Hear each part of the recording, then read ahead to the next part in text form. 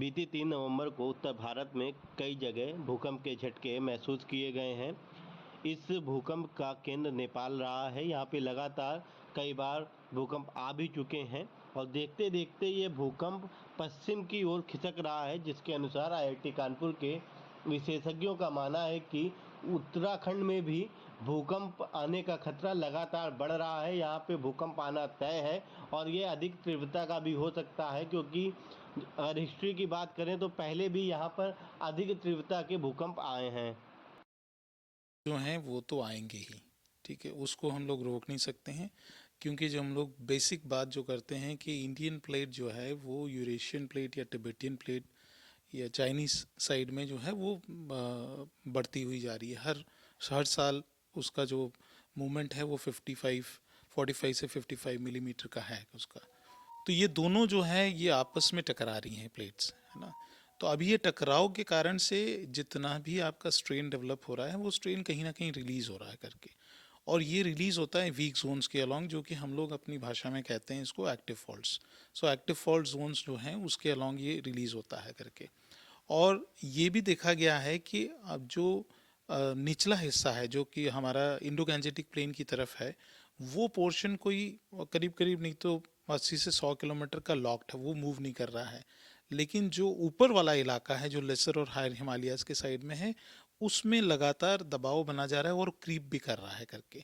तो आने आगे वाला जोन जो हम लोग कहते हैं लॉक्ड जोन है, लेकिन पीछे वाले में साइस्मिसिटी है। तो ये जो साइस्मिसिटी हम लोग देख रहे हैं, अर्थक्वेक्स देख रहे हैं, वो हम लोग उसी जोन में देख रहे हैं जो कि हम लोग हमारे उससे कहते हैं कि पहली फॉल्ट लाइन जोन है सिस्टम। और नेपाल में आ रहे हैं ये एक क्वेश्चन तो है ही कि क्योंकि 2015 में अर्थक्वेक आया वहाँ पे, और उसके बाद उस इलाके में आफ्टर शॉक्स तो आए, लेकिन ये जो सेस्मिसिटी जो देखी गई है पिछले साल भी इसी दौरान, मतलब यही महीनों में, अक्टूबर नवंबर के महीनों में ही सक्रिय हुए थे वहाँ पे।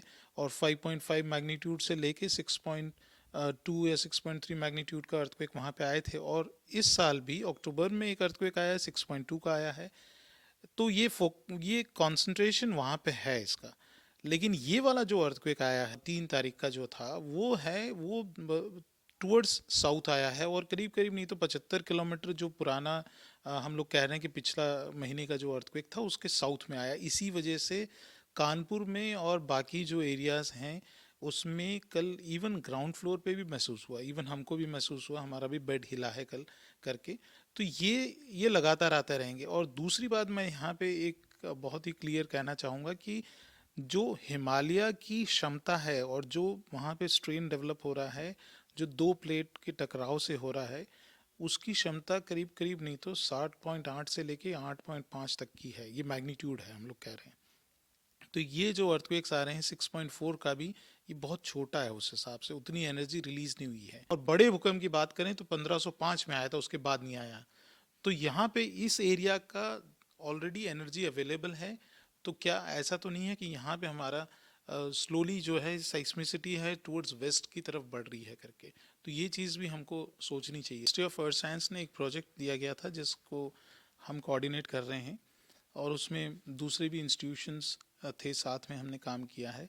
तो हमारा एम ये था कि हम लोग इसमें जो है एक एक्टिव फॉल्ट मैप बनाए। एक्टिव फॉल्ट जो होता है, इसको अगर डिफाइन करते हैं तो हम लोग वो कहते हैं कि जिस फॉल्ट पे पिछले 10,000 वर्ष में अर्थक्वेक आए हैं और फ्यूचर में आने की संभावना है उसमें, तो वो एक्टिव फॉल्ट्स हम लोग कहते हैं। और उसकी मैग्नीट्यूड क्या रहा होगा वो भी हम लोग उसमें बताते हैं करके। तो हम लोग एक मैप तैयार कर रहे हैं जिससे हम ये भी जान पाए। उसके साथ साथ मैप के साथ साथ हम लोग ये मैपिंग के साथ ये भी कर रहे हैं कि हमने जीपीएस स्टेशंस भी लगा, हालांकि हमको और स्टेशंस लगाने की आवश्यकता है। हमारा देश बहुत बड़ा है, बहुत फैला हुआ है और बहुत ही थिकली पॉपुलेटेड है, और इसका असर सबसे ज़्यादा जो होगा वो इंडो गैंजेटिक प्लेन में होगा।